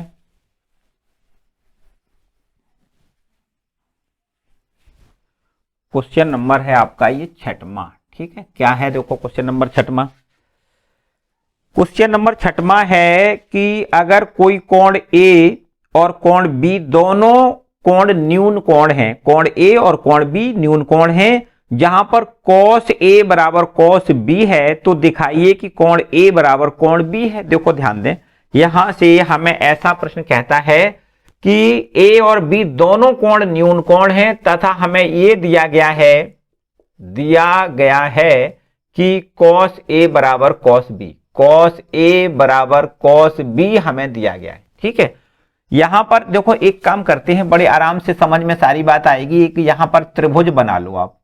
ये त्रिभुज है, इसमें ए और बी, यहां सी, इस प्रकार से देखो हमने ए बी सी एक त्रिभुज बना लिया। ए कोण और बी कोण दोनों ही कोण ये न्यून कोण दिखाई देने लग गए, ये कोण और ये दोनों कोण न्यून कोण है। ठीक है कि नहीं, ये हमने सी बना दिया, ये समकोण बना दिया। तो इस त्रिभुज के हिसाब से आप हमें ये बताओ कि cos ए का मान कितना होगा। तो यहां से आप देख सकते हो cos ए बराबर होता है आधार बटे कर्ण। आधार वाली भुजा ये AC है और कर्ण वाली भुजा ये AB है, तो यहां से cos ए की वैल्यू हमने AC बटे AB निकाली। अच्छा, आप बता दो cos B की वैल्यू कितनी होगी। तो यहां देखो cos B में ये वाली B वाली कोण की बात करी जा रही, तो B के सामने वाला ये वाली भुजा, इसको हम क्या कहेंगे, इसको हम कहेंगे लंब, और ये भुजा आधार हो जाएगी। तो आधार बटे कर्ण मतलब इसको हमें लिखना है BC बटे AB लिखना है। क्या लिखना है, BC बटे AB। ठीक है, आधार बटे कर्ण होता है, ये आधार है और ये कर्ण है, तो आधार बटे कर्ण मतलब BC बटे AB लिखना है। तो प्रश्न हमारा ये कहता है कि cos A का मान cos B का मान दोनों बराबर हैं। तो भैया cos A का मान हमने निकाला कितना, AC बटे AB निकाला, बराबर cos B और cos B का मान हमने निकाला BC बटे AB निकाला। देखो यहां से बिल्कुल एकदम स्पष्ट बात समझ में आ रही। अब देखिए AB और ये AB कैंसिल किया जा सकता है, तो AC बराबर हमें देखो BC दिखाई देने लग गया। चित्र से देखें दोनों भुजाएं कौन कौन सी भुजाएं, AC और BC दोनों बराबर हैं। ये AC देखो ये वाली भुजा, BC ये वाली भुजा, दोनों भुजाएं आपस में बराबर हैं। तो क्या दोनों त्रिभुज, कोई त्रिभुज की दो भुजाएं जब बराबर होती हैं तो उसके सामने के कोण भी बराबर होते हैं। ये तो आपने बहुत अच्छे से पढ़ी है बात। देखो ये वाली भुजा के सामने का ये कोण और इस वाली भुजा के सामने का ये कोण, ये दोनों कोण आपस में बराबर होंगे। तो यहां पर आपको लिखना है, चूंकि सम्मुख, यहां रीजन भी हम लिख देते हैं, चूंकि बराबर भुजाओं, ऐसे लिख दें, चूंकि बराबर भुजाओं के सम्मुख कोण बराबर होते हैं, बराबर भुजाओं के सम्मुख कोण बराबर होते हैं। अतः आपको देखो ध्यान दें, ये कोण भी बराबर लिखना है, मतलब कोण A जो है वो कोण B के बराबर लिखना है। ठीक है, ये बराबर भुजाएं हैं तो उनके सामने के कोण भी बराबर लिखने हैं। ये भुजा के सामने का ये कोण और इस भुजा के सामने का ये कोण दोनों आपस में कैसे लिखने हैं, बराबर लिखने हैं, और यही हमसे प्रूव करवाया गया है। ठीक है, तो ये है क्वेश्चन नंबर 6वां आपका। इसके बाद आगे बढ़ते हैं क्वेश्चन नंबर 7 पर। देखो क्वेश्चन नंबर 7 क्या है, चलो क्वेश्चन नंबर 7 की बात करते हैं।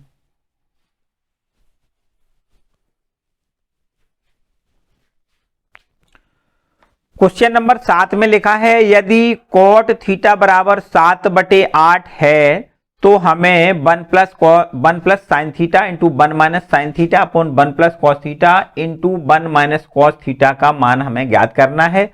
और दूसरा और इसी से जुड़ा हुआ प्रश्न है, कॉट स्क्वायर थीटा का भी मान हमें ज्ञात करना है। तो यहां क्वेश्चन नंबर है आपका ये 7वां। इसमें हमें एक बात तो यहां दी गई है कि यदि कॉट थीटा का मान हमें दिया गया है, कॉट थीटा का मान 7/8 है, तो यहां 1 प्लस साइन थीटा इंटू में 1 माइनस साइन थीटा, यहां डिवाइडेड बाय काहे से देखो डिवाइड किया गया है 1 प्लस कॉस थीटा इंटू में 1 माइनस कॉस थीटा। देखो यहां से इतनी वैल्यू हमसे पूछी गई है, तथा एक और इसी से जुड़ा हुआ प्रश्न दूसरा है कि हमें कॉट स्क्वायर थीटा की वैल्यू बता दो। ये वाली वैल्यू कॉट स्क्वायर थीटा की वैल्यू हमसे पूछी गई है। ठीक है, तो यहाँ दो प्रश्न हैं बच्चों। यहाँ पर इस वाले प्रश्न की पूछना है कि कोई बहुत ज्यादा जरूरत नहीं थी, लेकिन पूछ दिया है, कोई बात नहीं। देखो अगर कॉट थीटा का मान 7/8 है तो उसके स्क्वायर की वैल्यू पूछी गई है, तो आपको 7/8 का केवल स्क्वायर लिख के इसका आंसर देना है ना। कॉट स्क्वायर थीटा बराबर 7/8 का स्क्वायर हो जाएगा। ठीक, तो यहां देखो हमें कॉट थीटा का मान दिया गया है 7/8 और इसकी मदद से अब हमें साइन थीटा और कॉस थीटा की वैल्यू ज्ञात करनी पड़ेगी, क्योंकि यहां हमें साइन की जरूरत है, नीचे हमें कॉस की जरूरत है। तो एक ट्रायंगल यहां बना लेते हैं। देखो ये आपका एक समकोणी त्रिभुज है, इसमें ये कोण समकोण बना लें, यहां पर ये कोण थीटा बना लें। ठीक है, इसका नाम ABC रख लें, कोई बात नहीं। ठीक है, अब यहां से देखो ध्यान दें कि कॉट थीटा का मान होता कितना है, tan का व्युत्क्रम होता है। tan बराबर होता है लंब बटे आधार। आपको यहां लिखना है आधार बटे लंब लिखना है। कितना लिखना है, आधार बटे लंब लिखना है। तो बच्चों यहां से अगर हम इसको आधार की बात करें, आधार 7 देखो दिखाई देने लगा, यहां आधार पर 7 लिख दें, लंब पर हम यहां 8 लिख दें। ठीक है, तो इस कर्ड की वैल्यू हम ज्ञात कर सकते हैं पाइथागोरस प्रमेय से। पाइथागोरस प्रमेय से, पाइथागोरस प्रमेय से कर्ड की वैल्यू हम ज्ञात कर सकते हैं। तो कर्ड का वर्ग बराबर कितना हो जाएगा, लंब का वर्ग प्लस आधार का वर्ग हो जाएगा। ठीक है कि नहीं, कर्ड का वर्ग बराबर आपको क्या लिखना है, शेष दोनों भुजाओं के वर्गों के योग के बराबर लिखना है, मतलब 8 का वर्ग प्लस 7 का वर्ग। 8 अट्ठे 64, 7 सत्ते 49, तो यहां पर दोनों का जोड़ हो जाएगा 9 4 13 और 10 और 1 11। ठीक है, 113 हो जाएगा और इसमें कर्ड की वैल्यू √113 मिल जाएगी। ठीक है, इसका स्क्वायर रूट 113 लिख दें, √113। ठीक है, तो अब बताओ भाई, अब हमें आगे बढ़ना है, साइन थीटा की वैल्यू निकालनी है। कितनी वैल्यू निकालनी है, काई की वैल्यू निकालनी है साइन थीटा की। साइन बराबर होता है लंब बटे कर्ड होता है। लंब की वैल्यू 8 है, कर्ड की वैल्यू √113 है। इसी में कॉस की वैल्यू बताओ कितनी होगी, कॉस थीटा बराबर हो जाएगा आधार बटे कर्ड होता है। आधार यहां पर 7 है, कर्ड यहां पर √113 है। ठीक है, अब देखो हमने साइन थीटा कॉस थीटा दोनों वैल्यू निकाली हैं, इन दोनों वैल्यू को आपको यहां रखना है, इसको हल करना है, आंसर हमें मिल जाएगा एकदम बढ़िया सा। देखो आंसर यहां मिलेगा, देखो 1 प्लस साइन थीटा यहां लिख लें, इनटू दूसरे ब्रैकेट में 1 माइनस साइन थीटा यहां लिख लें, फिर अपॉन में देखो यहां पर 1 प्लस कॉस थीटा लिखा है और इनटू में 1 माइनस कॉस थीटा यहां लिखा है। ठीक है, बस इसकी वैल्यू अब कैसे ज्ञात करोगे, देखो ध्यान दें, एक अपना ज्यों का त्यों प्लस अपना ज्यों का त्यों, साइन थीटा का मान हम 8 बटे √113 लिखेंगे। ठीक, दूसरे ब्रैकेट में आ जाएं तो 1 माइनस 8 बटे √113 लिखेंगे। चलो नीचे बताओ, यहां पर देखो 1 प्लस कॉस थीटा का मान बताओ, तो 7 बटे √113 लिखना है। ठीक है, और यहां भी 1 माइनस 7 बटे √113 लिखना है। ठीक है, इतनी बात तो ठीक है। इसके बाद इसको हल करोगे, बस सीधा आंसर आपको मिल जाएगा। ऊपर दोनों का गुणा करेंगे, देखो यहां पर a plus B a minus B के फॉर्म में लिखा हुआ है, तो इन दोनों का गुणनफल हो जाएगा a का स्क्वायर मतलब 1 का स्क्वायर माइनस 8 का स्क्वायर 64 और √113 का स्क्वायर, तो अंडर रूट खत्म हो जाएगा। ठीक है, तो 1 माइनस 64 बटे 113। अब नीचे आ जाओ, नीचे देखो क्या करना है, इनका भी आपस में गुणा उसी फॉर्मूले से करना है। तो 1 का स्क्वायर तो 1 होता है, माइनस यहां 7 सत्ते 49 बटे में 113 लिखना है। ठीक है, अब देखिए 113 ऊपर एलसीएम आएगा 113, नीचे एलसीएम आएगा जो कि आपस में कैंसिल हो सकता है। तो यहां से देखो 113 माइनस 64 लिखना है, नीचे 113 माइनस 49 लिखना है। ठीक है, तो अब 113 में से 64 घटा दो, कितना बचेगा, 13 में से 4 घटा दें तो 9, तो ये बचेगा, है ना। ये 10 है, 10 में से 6 घटा दें तो 4 बचेगा, 49 तो ऊपर हो जाएगा। नीचे बताओ कितना, देखो नीचे 13 में से 9 घटाएं तो 9 4 13, यहां पर देखो 4 हमें मिल जाएगा, है ना। ये 10 है, 10 में से 4 घटाएं तो 6 मिल जाएगा, 64। ठीक है, तो यहां से इस पूरी की वैल्यू हमें मिल गई कितनी, 49/64 हमें मिल गई। ये देखो इसका आंसर है। ठीक है, ये क्या है, इसका आंसर है। अब देखो एक बात और समझो, ये सेकंड जो पार्ट दिया गया है बिल्कुल एकदम आसान तरीका से इसको हल किया जा सकता है। देखिए यहां पर देखो, सेकंड पार्ट को हम ऐसे लिख सकते हैं, लिखा है कॉट स्क्वायर थीटा का मान बता दो। तो आपको कहना है कॉट थीटा का मान हमें प्रश्न में दिया गया है 7/8, और बस इसका स्क्वायर कर दें तो 7 सत्ते 49, और यहां पर 8 का स्क्वायर 64 लिखना है। तो ये आपका देखो 49/64 इसका भी आंसर है। ठीक है, कॉट स्क्वायर थीटा बराबर 7/8 का स्क्वायर, क्योंकि कॉट थीटा का मान 7/8 हमें प्रश्न में दिया गया है, बस उसी का स्क्वायर करना है। तो यहां पर 49/64 लिखना है। ठीक है, तो ये क्वेश्चन नंबर 7वां है भाई। इसको थोड़ा ध्यान से करना है, थोड़ी गणना करने में यहां कोई गलती ना हो, थोड़ा ध्यान से समझ ले एक बार। ठीक है, आगे आते हैं क्वेश्चन नंबर 8 पर। ठीक है, 8वां देखो प्रश्न क्या है, इसको रब कर लें। क्वेश्चन नंबर 8वां देखते हैं। देखो 8वां प्रश्न क्या है,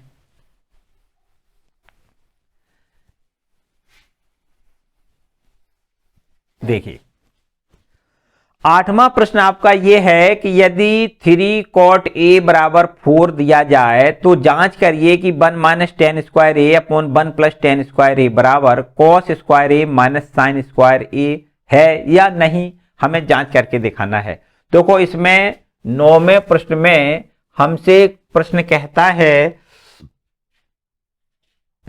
है 9वां है ना प्रश्न, नहीं 8वां प्रश्न है ये, 8वां है ये, इसको नंबर 8 डाल लें। 8वां प्रश्न ये है कि 3 cot a बराबर 4, यहां लिख दें यदि 3 cot a बराबर में 4 दिया गया है, 3 cot a बराबर 4, तो अब हमें यहां पर जांच करनी है। यहां लिख दें जांच करना है। क्या जांच करना है, जांच ये करके दिखाना है कि 1 - tan square a, 1 - tan square a upon में 1 + tan square a, 1 + tan square a, और बराबर में यहां cos square a minus sin square a सत्य लिखा है या नहीं, इसको हमें जांच करके दिखाना है। देखिए यहां पर अगर इसको हल करें तो जरूरत हमें tan a की है, अगर इस पक्ष को हल करें तो यहां cos a और sin a की जरूरत है। तो यदि दोनों पक्ष बराबर बराबर आ जाएं तो लिख देंगे बिल्कुल सही है, यदि दोनों पक्ष बराबर ना आए तो लिख देंगे कि ये बात जो लिखी है वो ठीक नहीं लिखी है ना, ऐसा ही तो करना है। तो यहां से हमें जो वैल्यू दी गई है उसको हम थोड़ा सा इस प्रकार से लिख लें कि cot a बराबर 4/3, यहां देखो 3 को यहां से हटा दें, गुणा में है तो भाग में आएगा, cot a बराबर 4/3 हो जाएगा, पक्की बात।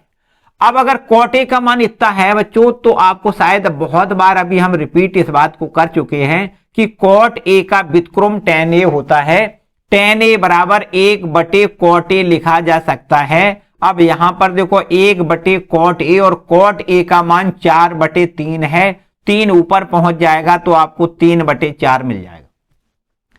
अगर cot a का मान 4/3 है तो tan a का मान कितना मिल जाएगा, tan a का मान 3/4 हो जाएगा। इतनी बात तो बिल्कुल ठीक है। तो यहां से अगर हम tan a का मान इस वाले पक्ष में रख दें LHS में तो इसकी वैल्यू हमें ज्ञात हो जाएगी, लेकिन जरूरत हमें इस पक्ष को हल करने की भी है। तो अब हमें sin और cos इन दोनों मानों की भी जरूरत पड़ेगी, तो हम इसी की मदद से sin a और cos a की वैल्यू ज्ञात कर लेंगे। देखो कैसे करेंगे, यहां समझते हैं, आपको एक ट्रायंगल बनाना है, इस पर a लिखना है, इस पर b लिखना है, इस पर c लिखना है। ठीक है, तो जब हम यहां पर a लिख देते हैं तो निश्चित रूप से यहां ये कोण के संलग्न भुजा को हम आधार कह लेते हैं। क्या कह देते हैं, आधार, और इसके सामने वाली भुजा को हम लंब कह देते हैं, कर्ण। ये है आपका। तो प्रश्न में tan a बराबर 3/4 दिया गया है, लंब बटे आधार होता है, लंब को हम यहां 3 लिख दें, आधार वाली भुजा को 4 लिख दें, इसमें कोई समस्या नहीं। तो अब बताओ कर्ण की वैल्यू कितनी होगी, CA का वर्ग बराबर हो जाएगा 3 का वर्ग प्लस 4 का वर्ग, बोलो होगा कि नहीं। पाइथागोरस प्रमेय के अनुसार कर्ण का वर्ग इन दोनों भुजाओं के वर्गों के योग के बराबर होता है। 3 का वर्ग प्लस 4 का वर्ग, तो 3 का वर्ग 9 होगा, 4 का वर्ग 16 होगा, दोनों को जोड़ेंगे तो 25 हो जाएगा। इसका स्क्वायर रूट यहां पर 25 का वर्गमूल 5 हमें मिल जाएगा। ठीक है, तो अब हमें यहां ये वाली भुजा कर्ण वाली 5 मिल गई। तो अब इससे हम साइन ए की वैल्यू बहुत अच्छे से समझ सकते हैं। साइन बराबर लंब बटे कर्ण होता है। देखो लंब बटे कर्ण, और लंब की वैल्यू 3 और कर्ण की वैल्यू 5 लिख दें। साइन ए की वैल्यू हमने देखो ज्ञात कर ली। इसके बाद बता सकते हो कॉस ए कितना होगा, तो कॉस बराबर होता है आधार बटे कर्ण। यहां आधार की वैल्यू 4 है, कर्ण की वैल्यू 5 है, तो कॉस ए की वैल्यू हमने ज्ञात कर ली 4/5। कितनी है? 4/5। ठीक है, साइन ए की कितनी है? 3/5। अब देखिए, अब हमारे पास सब कुछ मसाला एकदम तैयार है। इस LHS को पहले लें। LHS बराबर लिखा है 1 माइनस टेन स्क्वायर ए अपॉन 1 प्लस टेन स्क्वायर ए। देखो LHS को पहले हल कर लें। यदि LHS को हल करने पर और RHS को हल करने पर दोनों पक्ष बराबर आते हैं तो बिल्कुल एकदम सत्य लिखा है, अथवा अगर बराबर नहीं आते हैं तो असत्य कहा जा सकता है। तो यहां देखो LHS हमारे पास है 1 माइनस टेन स्क्वायर ए अपॉन 1 प्लस टेन स्क्वायर ए। तो देखो 1 आपका बिल्कुल ठीक है, माइनस अब टेन ए की वैल्यू हमने यहां से 3/4 निकाली है ना।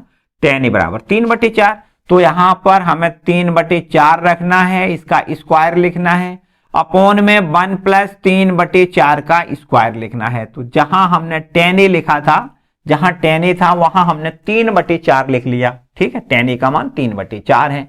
स्क्वायर जहां का बिल्कुल ज्यों का त्यों है, स्क्वायर यहां भी है, स्क्वायर नीचे भी है। तो 1 माइनस 9/16 लिख लें, नीचे आप 1 प्लस 9/16 लिख लें, स्क्वायर करोगे है ना। 3 का स्क्वायर 9, 4 का स्क्वायर 16।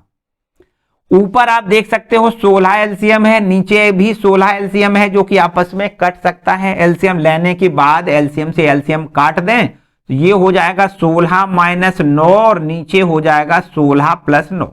ठीक, तो यहां से देखो 16 में से 9 घटाएंगे 7 मिलेगा, और नीचे आपको 16 प्लस 9 बराबर 25 लिखना है। 9 7/25। ठीक है, 7/25 LHS की वैल्यू आ गई।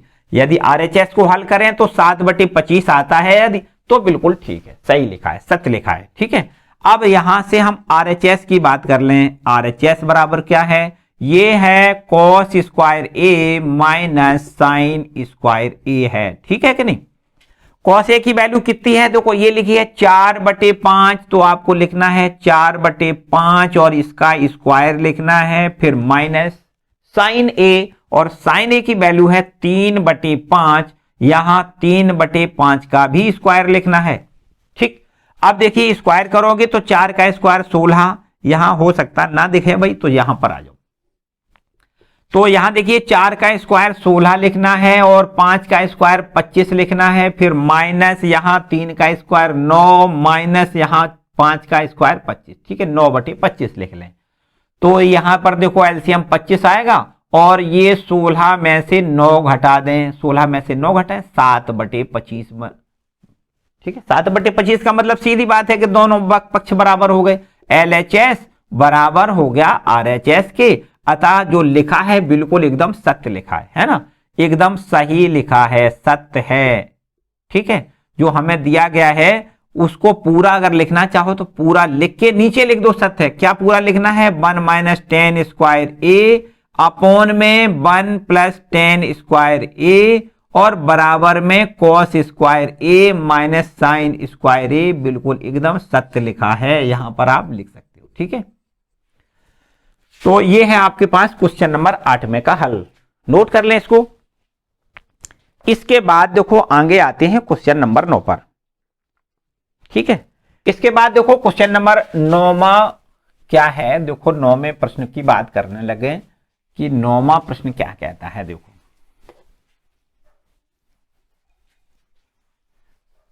देखिए 9वां प्रश्न क्या है। एक त्रिभुज है ABC जिसमें B कोण समकोण है और tan A का मान 1/√3 है, तो निम्नलिखित के मान आपसे पूछे गए हैं।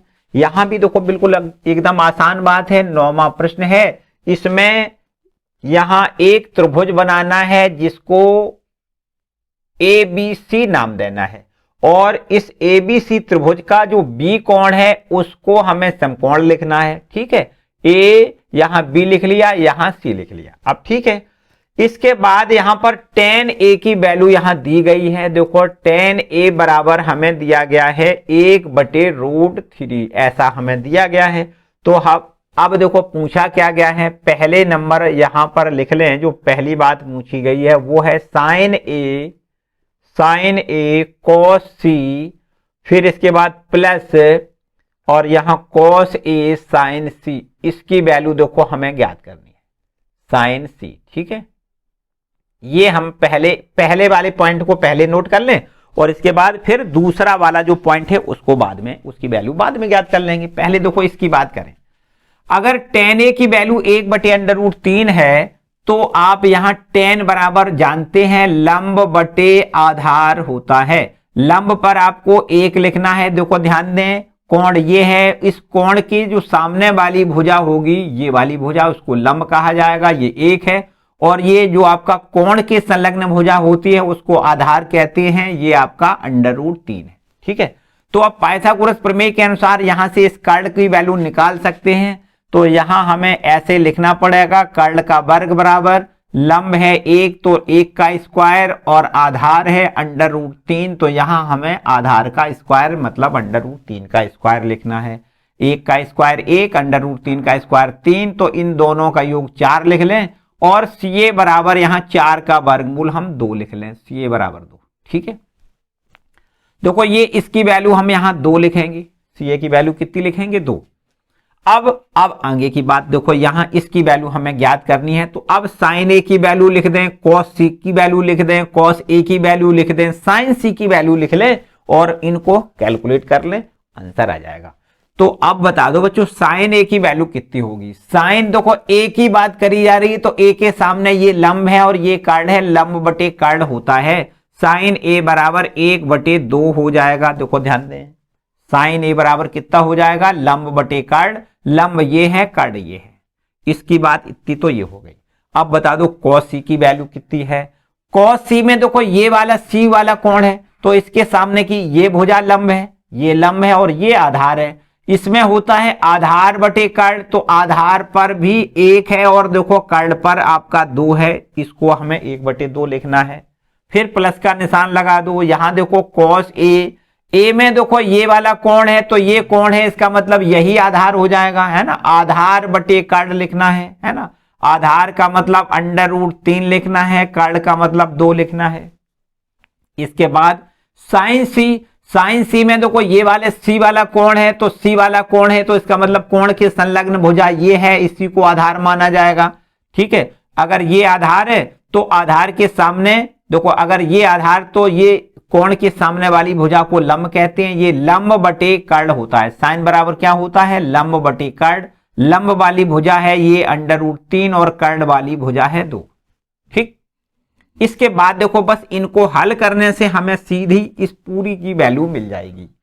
ठीक है, पूरी की वैल्यू मिल जाएगी। तो यहां बच्चों आप देख सकते हो 1 और 1 का गुणा 1 और 2 का गुणा 4 हो जाएगा, प्लस √3 में √3 का गुणा पूरा 3 और बटे में 2 का 2 में गुणा 4। तो यहां से 3 और 1 4, 4/4 बराबर 1। इसका आंसर हमें देखो 1 मिल जाएगा। इसके बाद देखो यहां पर एक दूसरा पार्ट और है, इसका भी हमें हल देखना है। दूसरा जो पार्ट है वो इस प्रकार से लिखा है, cos A cos C minus sin A sin C। ऐसा देखो दूसरा पार्ट लिखा है ना, ऐसा दूसरा पार्ट है। तो इस तरीके से देखो इनकी भी वैल्यू हम निकाल के रख लेते हैं। बताओ cos A की वैल्यू कितनी होगी। cos बराबर वैसे होता है आधार बटे कर्ल, तो आधार में देखो क्या होगा, ये है आपका आधार √3 और कर्ल आपका कितना है, 2 लिखना है। अब cos C में देखो आधार कितना होगा, cos C के लिए आधार आपका ये 1 हो जाएगा, कर्ल की माप 2 हो जाएगी, तो 1/2 लिखना है, आधार बटे कर्ल लिखना है। ठीक है, यहां देखो माइनस, अब sin A की बात करी जा रही है। साइन ए बराबर लंब बटे कर्ण होता है। लंब आपका ये है, देखो कर्ण आपका ये है, तो इसमें भी आपको 1/2 लिखना है।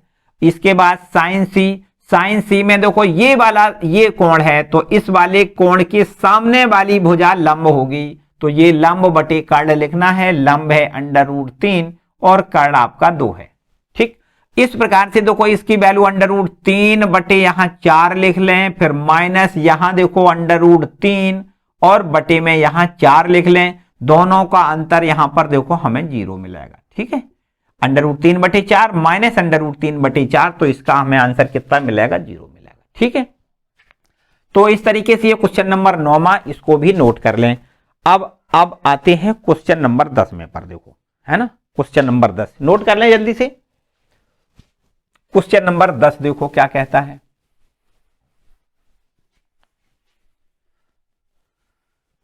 देखिए 10वां प्रश्न लिखा है, समकोणी एक त्रिभुज है PQR जिसका कोण Q समकोण है, कोण Q समकोण है, और यहां पर PR प्लस QR बराबर 25 दिया गया है। QR की माप 5 सेंटीमीटर है, तो साइन P, cos P और tan P की वैल्यू बतानी है। क्वेश्चन नंबर आपका ये देखो 10 है। थोड़ा घुमा फिरा के इसमें पूछा गया है, आपको समझना है बड़े आराम से। एक पहले समकोणी त्रिभुज बनाना है जिसका कोण Q वाला कोण समकोण बनाना है। चलो यहां पर देखो एक समकोणी त्रिभुज बनाएंगे, और इस समकोणी त्रिभुज में ये Q वाला कोण हम समकोण बनाएंगे, और यहां P और यहां पर R ऐसा त्रिभुज है PQR जिसका Q कोण समकोण है। इतनी बात तो ठीक है। इसमें यहां पर देखो दो भुजाओं का योग दिया गया है, दो भुजाओं का योग। कौन कौन सी भुजाएं हैं?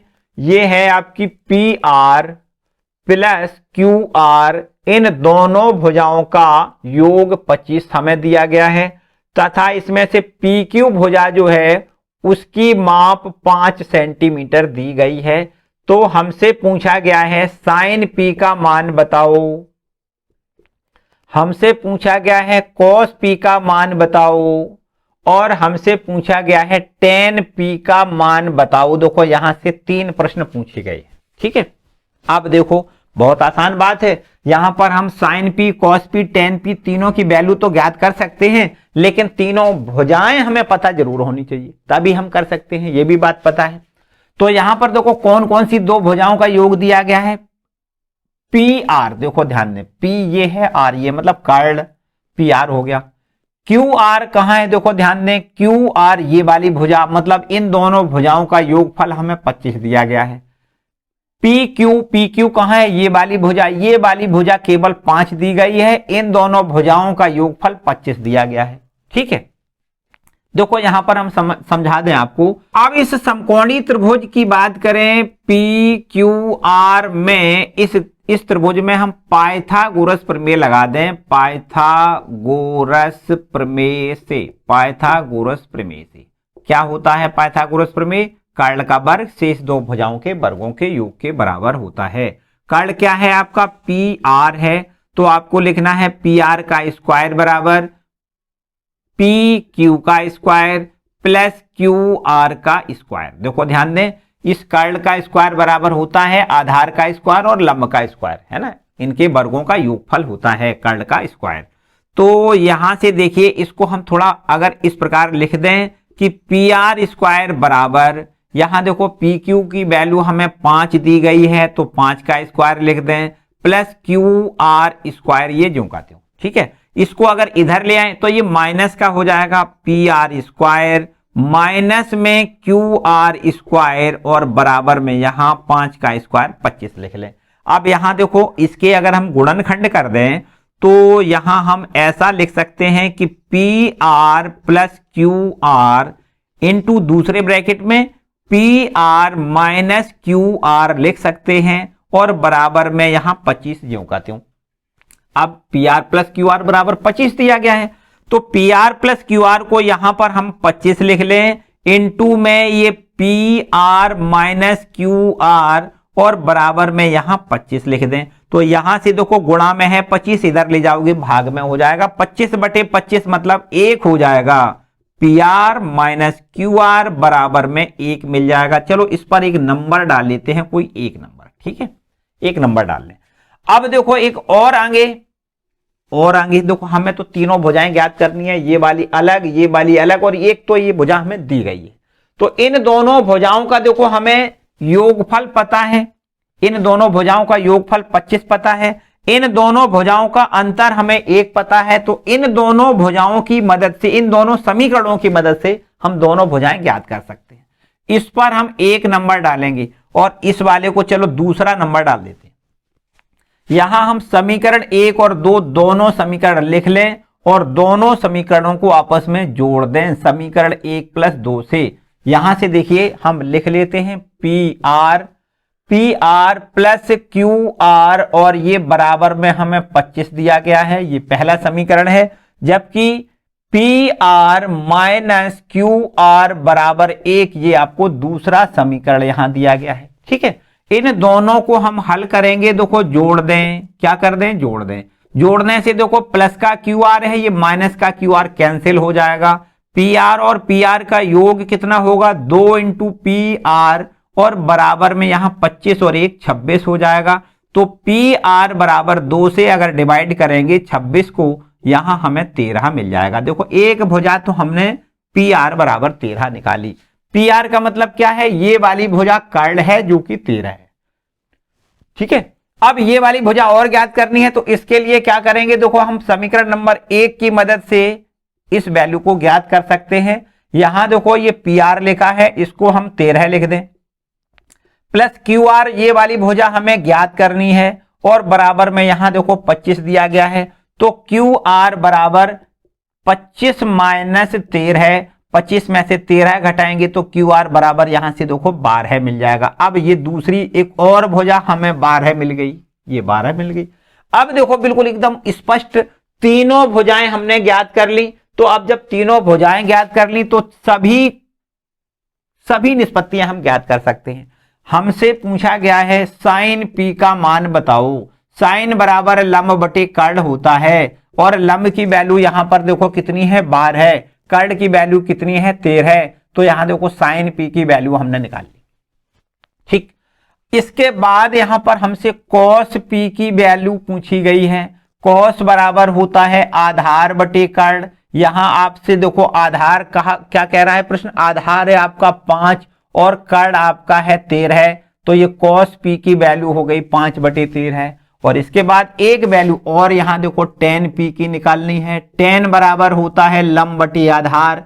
लंब वाली भुजा देखो है 12 और आधार वाली भुजा है 5, तो ये tan पी की वैल्यू 12 बटे 5 हो गई। तीनों वैल्यू देखो पूछी गई थी। यहां हमें साइन पी की वैल्यू हमने निकाली, यहां देखो ये कॉस पी की वैल्यू निकाली और इसी प्रकार ये देखो tan पी की वैल्यू निकाली। ये तीनों वैल्यू हमसे पूछी गई, ठीक है। तो नोट कर लें, ये क्वेश्चन नंबर है आपका 10वां। इसके बाद देखो आगे लास्ट में कुछ कथन यहां पर दिए गए हैं क्वेश्चन नंबर 11 के लिए। यहां पर मौखिक ओरल तरीका से इनके आंसर हमें देने हैं। लिखा है बताइए कि निम्नलिखित कथन सत्य है या असत्य, कारण सहित अपने उत्तर की पुष्टि भी आपको करनी है। देखो इसमें लिखा है tan a का मान सदैव 1 से कम होता है। tan a का मान सदैव 1 से कम होता है, ऐसा प्रश्न कहता है। तो tan a का मान सदैव 1 से कम नहीं होता है, बिल्कुल गलत लिखा है, क्योंकि tan 45 का ही मान 1 होता है। tan 45 का मान कितना होता है, देखो tan 45 की वैल्यू 1 होती है। आपको ये ज्ञात होना चाहिए, अभी आगे चल के हम आपको बताएंगे कि tan 45 की वैल्यू 1 होती है। प्रश्न कहता है कि tan a का मान सदैव 1 से कम होता है, तो 1 से कम तो देखो यही नहीं है, 1 तो यही है। इसका मतलब ये गलत लिखा है कि tan a का मान सदैव 1 से कम होता है, बिल्कुल असत्य लिखा है। इसके बाद दूसरे नंबर पर देखो दूसरा प्रश्न क्या है, दूसरा इसका भाग है, लिखा है कोण a के किसी मान के लिए sec a का मान 12/5 लिखा है। बिल्कुल एकदम देखो ध्यान दें, एकदम सत्य लिखा है। क्यों लिखा है, क्योंकि sec a का मान देखो यहां पर ऐसा प्रश्न लिखा है sec a बराबर 12/5, ऐसा देखो लिखा है। तो सेक जो होता है वो इसकी वैल्यू होती है कर्ण बटे आधार। सेक बराबर क्या होता है? कर्ण बटे आधार होता है। समकोणीय त्रिभुज में सबसे बड़ी वाली भुजा कर्ण होती है। तो यहां से देखो ये वाली भुजा कर्ण है जो कि सबसे बड़ी भुजा है। ऐसा संभव है कि कर्ण सबसे बड़ा होता ही है, तो यहां ये संभव है कि सेक ए का मान 12/5 हो सकता है। बिल्कुल एकदम सही लिखा हुआ है। तो यहां पर देखो तीसरा प्रश्न कहता है कोस ए कोण ए के कोसेंट के लिए प्रयुक्त एक संक्षिप्त रूप है। तो ये बिल्कुल एकदम अपनी जगह सही लिखा है। कोसेंट का जो संक्षिप्त रूप होता है उसको हम कॉस ए लिखते हैं, ये ठीक लिखा है। इसके बाद देखो चौथा प्रश्न है कॉट और ए का गुणनफल होता है। बिल्कुल एकदम असत्य लिखा है, क्योंकि कॉट ए एक ही राशि है, कॉट और ए अलग अलग नहीं है, कॉट को ए से अलग नहीं किया जा सकता है। तो ये बिल्कुल एकदम गलत लिखा हुआ है। और इसके बाद में आखिरी प्रश्न में लिखा है किसी भी कोण थीटा के लिए साइन थीटा का मान 4/3 लिखा है। एकदम असत्य लिखा है, क्योंकि साइन थीटा का मान देखो लिखा है 4/3। यहां देखो साइन थीटा का मान 4/3 लिखा है। अगर इसको हम हल करें तो साइन थीटा का मान 1 से कुछ अधिक आएगा। देखो ध्यान दें, 3 एकम 3, 1/3। 3 से देखो ये बड़ी वैल्यू है, सॉरी 1 से बड़ी वैल्यू है। साइन थीटा का मान 0 और 1 के बीच में हमेशा होता है, 1 से ज्यादा कभी नहीं हो सकता है। तो यहां पर साइन थीटा का मान 1 से अधिक लिखा है, जो कि हो नहीं सकता है। तो ये आपका बिल्कुल एकदम असत्य लिखा है। तो चलिए बच्चों, इस तरीके से ये पूरी एक्सरसाइज आपकी एकदम कंप्लीट होती है। ठीक है, उम्मीद है कि आपको अच्छे से समझ में आई होगी। अगर किसी प्रकार की कोई समस्या हो तो कमेंट सेक्शन में कमेंट करके हमसे जरूर पूछ लें। ठीक है, और इसके बाद हम विशिष्ट कोणों के त्रिकोणमिति फलनों को हम इससे अगले वाली वीडियो में आपको कंप्लीट कराएंगे, उनके फॉर्मूले भी प्रूव करवाएंगे। और इसके बाद एक त्रिकोणमिति टेबल है, उसके बारे में आपको पूरी डिटेल बताएंगे, पूरे बनाने का तरीका बताएंगे। ठीक है, मिलते हैं अगले वीडियो में। वीडियो को लाइक जरूर कर दें, चैनल पर नए आए हैं तो चैनल को भी सब्सक्राइब कर लें।